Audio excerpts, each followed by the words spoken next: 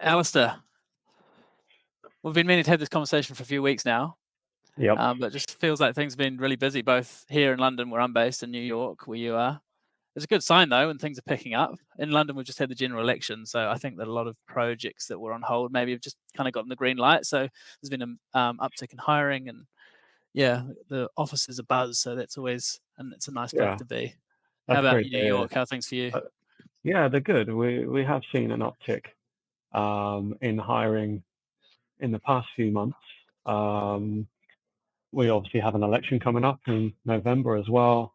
Hoping for a similar result in terms of when the election is over, that things really free up in terms of hiring. We typically see it slow down as we enter an election cycle, and that has been a bit of talk amongst our clients, but we haven't seen any great signs of everybody holding off for now.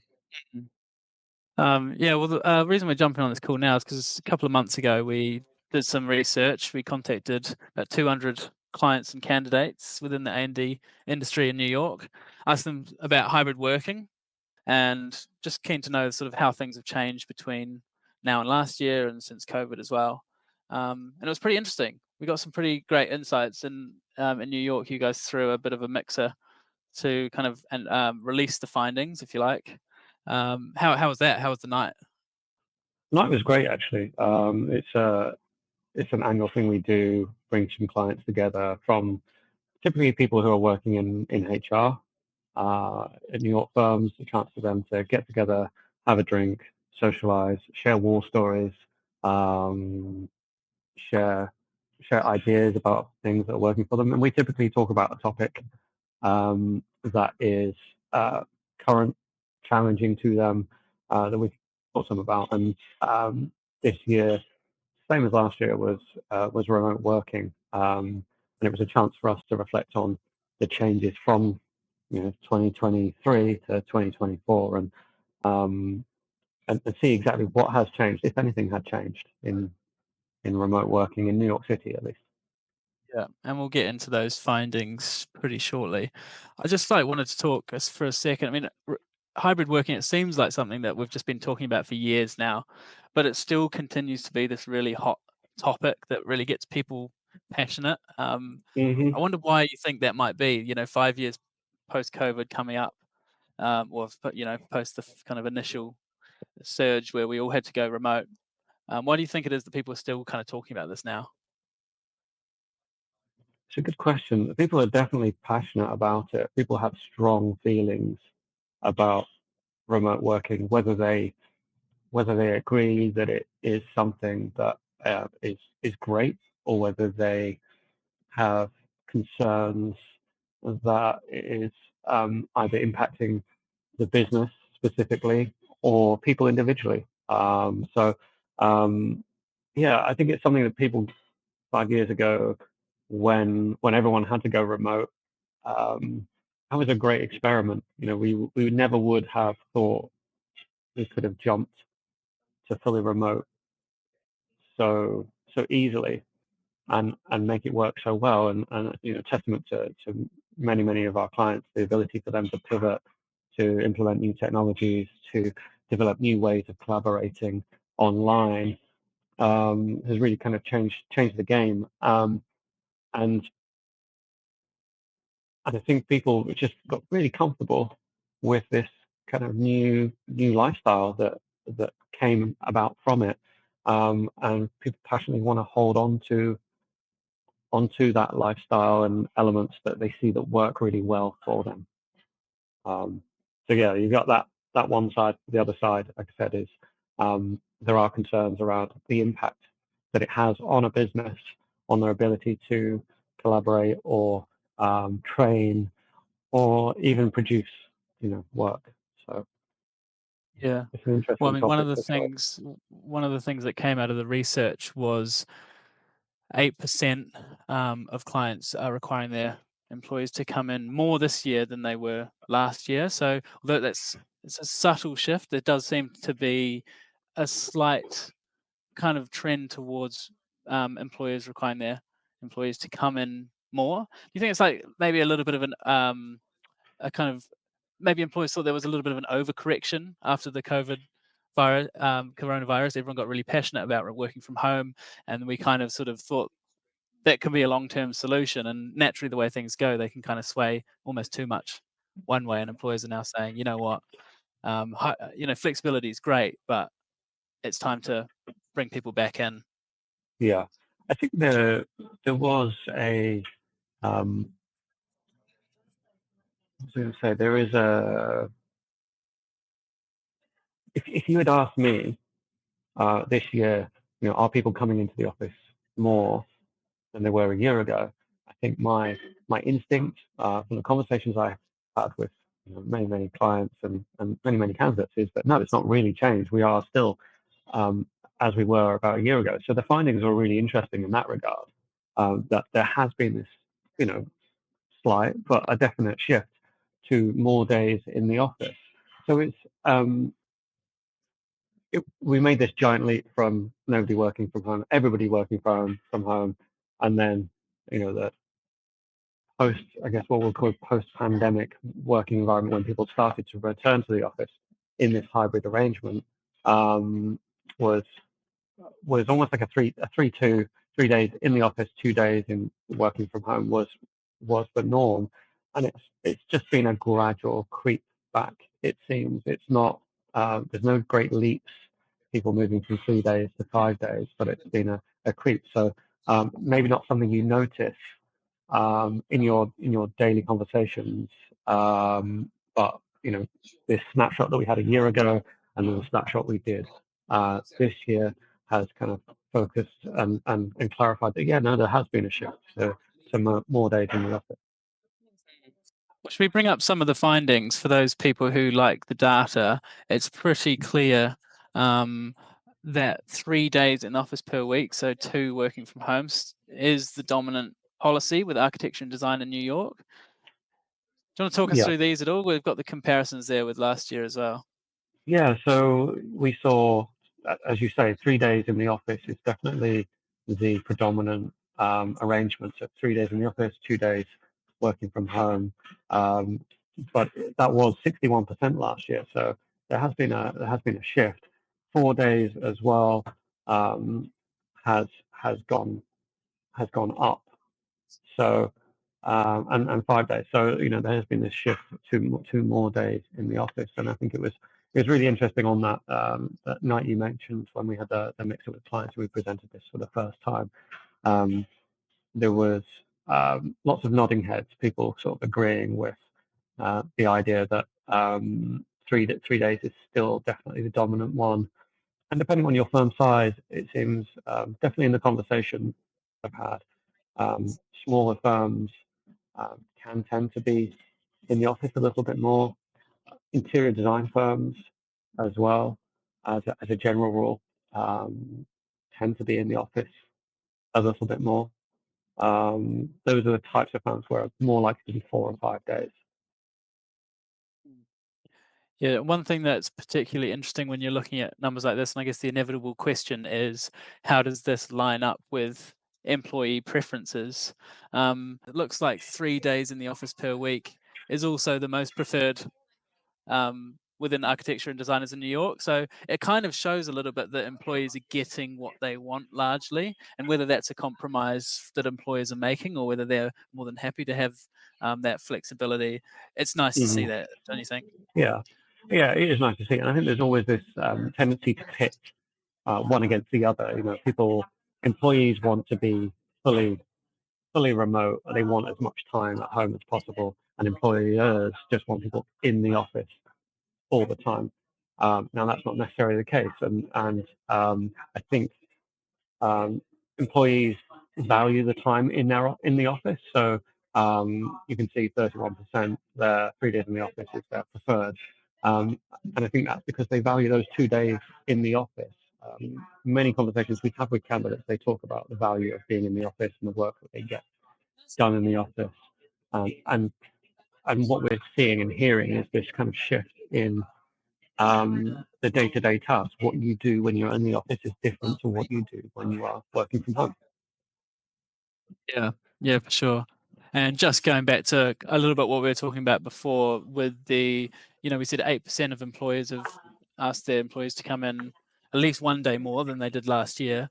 But this is a really interesting graph here.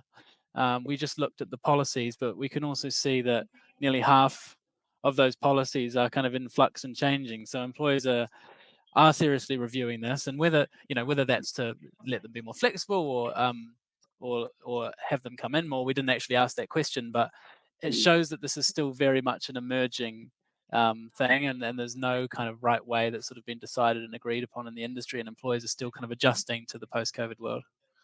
Yeah, I think employers are always going to be monitoring how it works for them. So there is a reluctance, I think, on many employers' sides to say this is a permanent arrangement.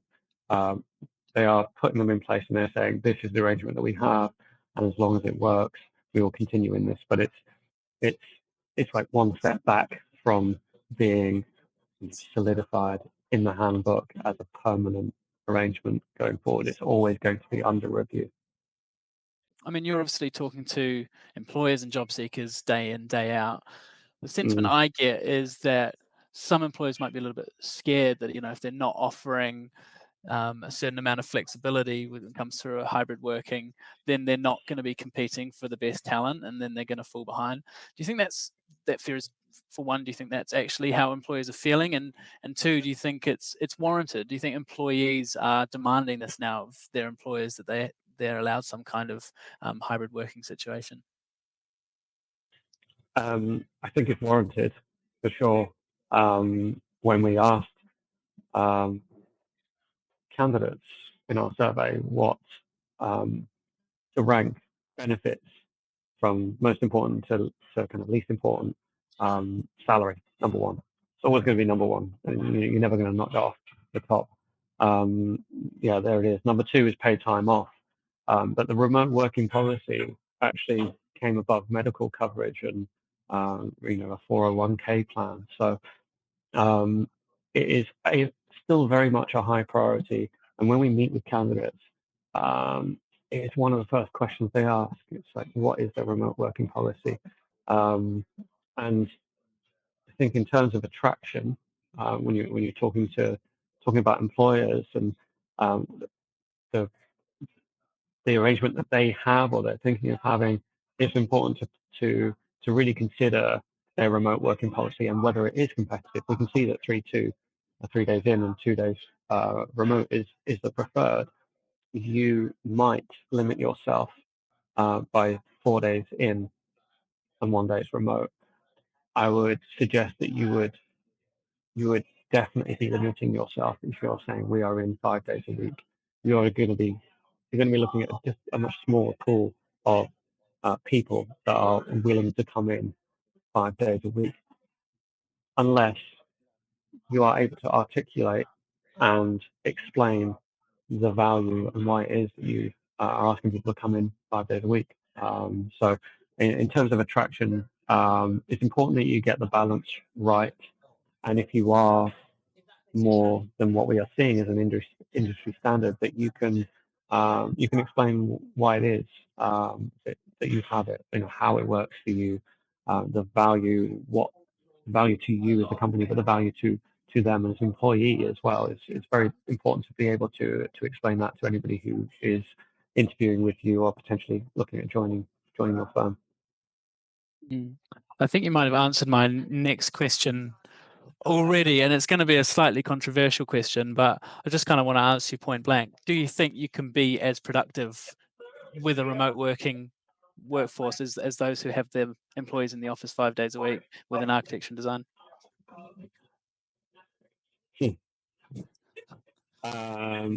A point blank kind of question, which I'm probably going to dodge a little bit, I think. That's what I suspected based on your last answer. It kind of sounds like what you're saying is it depends, and it depends if you can justify it or not.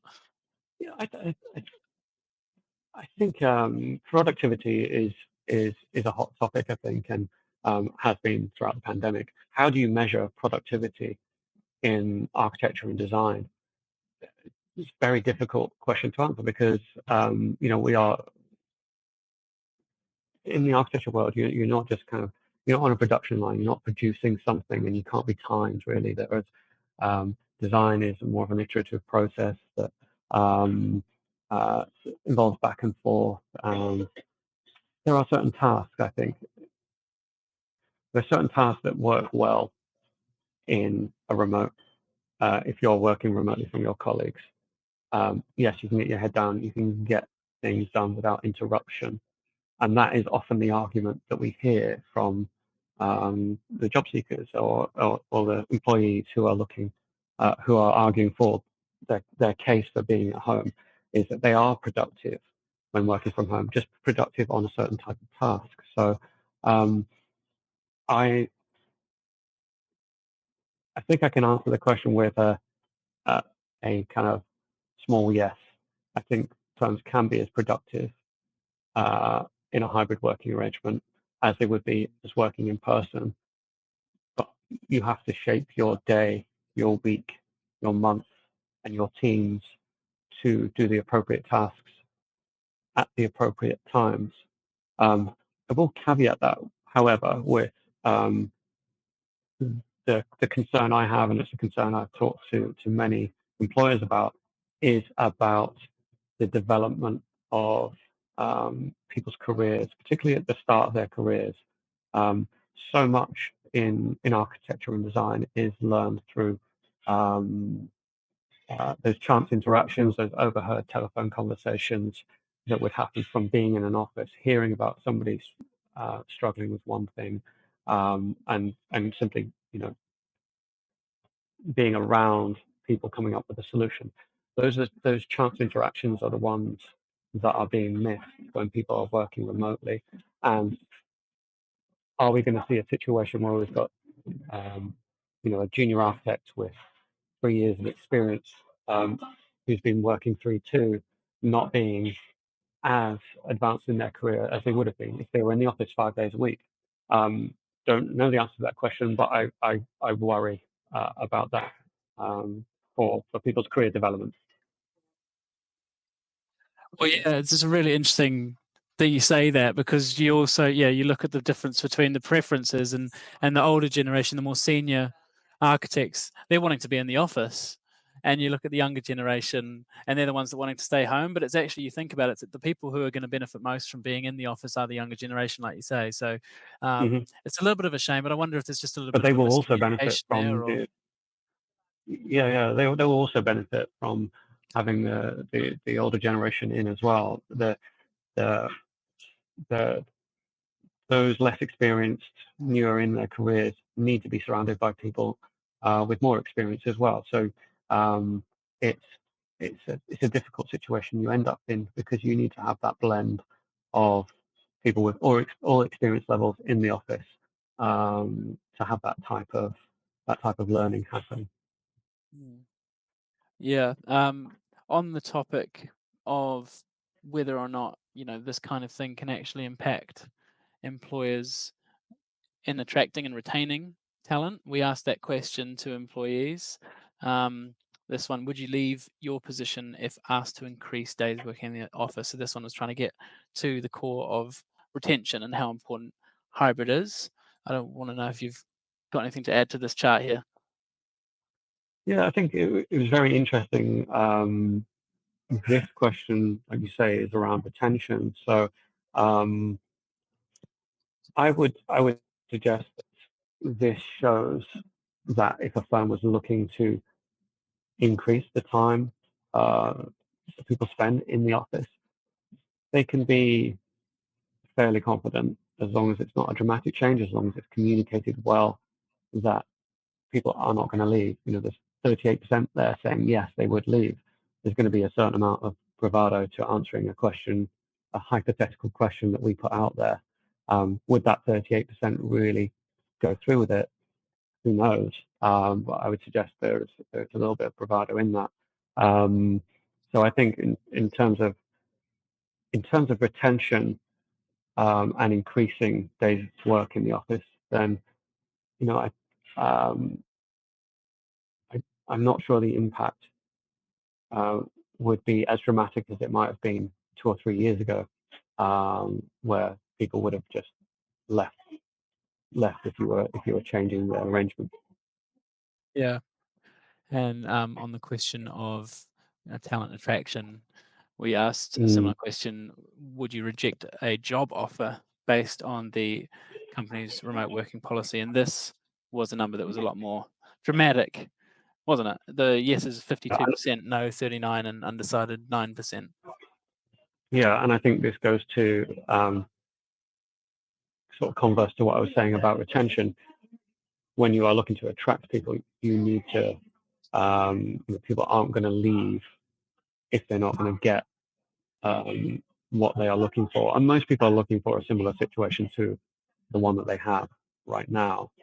So the majority, like we showed earlier, that's 3-2, 3 days, 3 days in the office, 2 days working from home. So it feels like from the answers that we got, that in terms of attraction, getting your policy right is critical.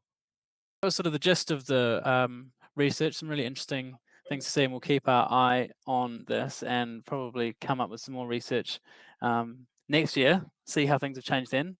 I want to ask you, Alastair, how do you manage hybrid working at Bespoke New York? What's your setup? So our setup in New York is 3 days in the office and 2 days remote. So it's very similar to our clients. So what we have are everybody's on the same schedule. So when we're in the office, everybody's in the office. If we are out the office, then everybody's out the office. And how does that Typically, work people come using in that on Monday. segment? We're in Monday, Awesome. Tuesday, Wednesday, Thursday, Friday. People can come into the office. The office is always there if their home setup is not appropriate, so it's not like the office isn't available. But we feel it works well for us. And again, people do different tasks on different days. Thursday, Friday, when they are working from home, the focus is slightly different to when we're in the office. When we're in the office, we are collaborating, we are sharing ideas, we are doing upskill sessions, and more focused work tends to happen Thursday, Friday. Yeah, we're very similar. Probably should have done this at home because we're celebrating this week and the champagne is out, and I'm having to resist to have this conversation with you. So on that note, I think we'll leave it there. But thanks so much for taking the time. Really appreciate that, and we'll talk to you soon. Okay, thanks, Mike.